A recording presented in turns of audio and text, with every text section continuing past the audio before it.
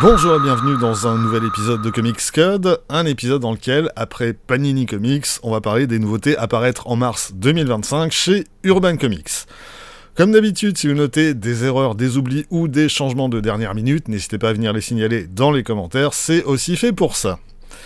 Mars sera un petit mois pour Urban avec seulement 9 nouveaux titres, enfin, disons plutôt 9 plus 1. Le 10e titre en question, c'est le DC Absolute Collector, qu'on ne trouvera que dans les magasins faisant partie du Comic Shop Assemble, dont je vous ai affiché la liste. Bon, pas de panique si vous n'avez pas de magasin à proximité, reste la possibilité de commander le titre en question en ligne, notamment chez Excalibur Comics ou chez Comic Zone à Lyon, pour ne citer que 2 boutiques chez qui j'ai déjà commandé et dont j'ai pu constater qu'elles font de l'excellent boulot. Fin de la publicité gratuite. Et pour parler du contenu 2 minutes, on retrouvera les numéros 1 des 3 premiers titres Absolute publiés par DC, à savoir Batman par Scott Snyder et Nick Dragotta, Wonder Woman par Kelly Thompson et Hayden Sherman, et Superman par Jason Aaron et Rafa Sandoval. Avec cette particularité que ces premiers épisodes seront présentés ici en noir et blanc. Et c'est vrai qu'à la lecture de ces premiers épisodes, le démarrage de DC Absolute est très enthousiasmant.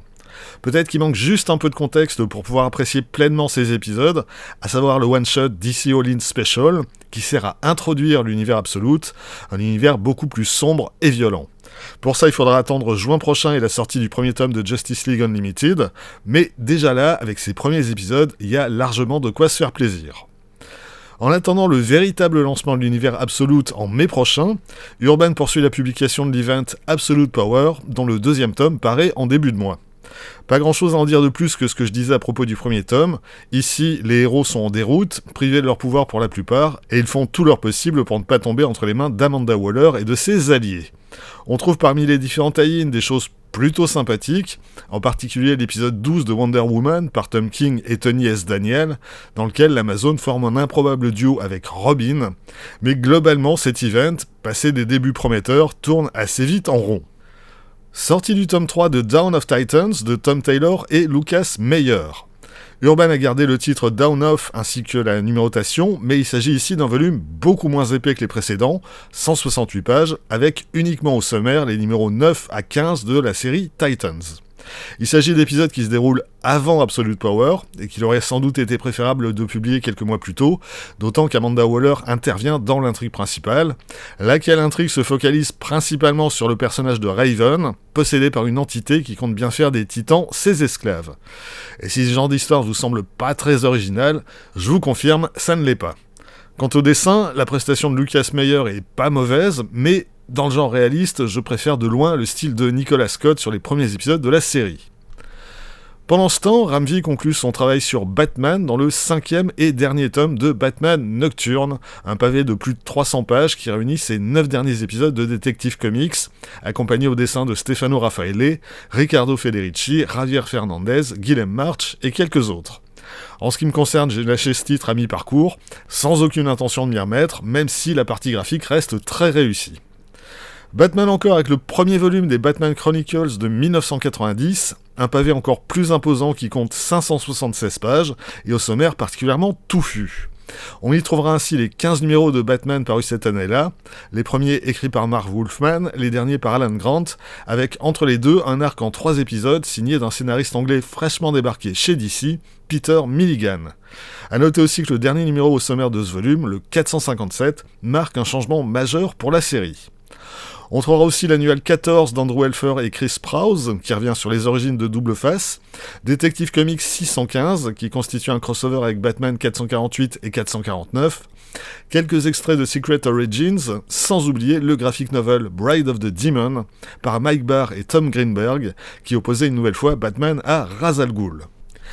Batman toujours, avec les 2 premiers tomes de Scott Snyder présente Batman, qui paraissent en même temps. Dans le premier, numéroté 0, on trouvera les premiers travaux de Snyder sur le personnage, parus quelques temps avant le relaunch New 52, à savoir ses épisodes de Detective Comics, dessinés par Jock et Francesco Francavilla, des épisodes par ailleurs disponibles dans la collection Urban Nomad sous le titre Sombre Reflet, mais on trouvera également la mini-série Gates of Gotham, coécrite par Kyle Higgins et dessinée par Trevor McCarthy, autrefois paru dans un hors-série de la revue Batman Saga, et qui revient sur les origines de Gotham à la fin du 19e siècle.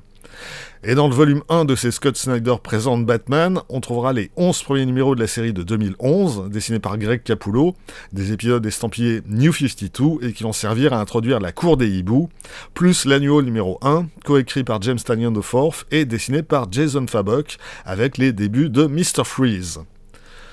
Côté intégral, on aura le deuxième tome de 100 Bullets de Brian Azzarello et Eduardo Risso, avec les épisodes 20 à 36. Toujours des histoires relativement courtes, en 1 à 3 épisodes, du moins jusqu'au numéro 30, après quoi on a un arc en 6, The Counterfeit Detective, avec l'histoire de ce détective privé qui tente de découvrir dans quelles circonstances il a été défiguré.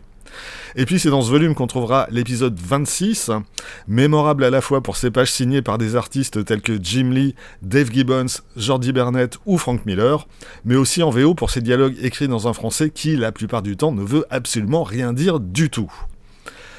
Du côté d'Urban Indies, on aura le deuxième tome de World Tree de James Tynion IV et Fernando Blanco, un volume de transition qui tire les conséquences du premier arc et qui met en place les différents éléments qui seront développés dans le prochain.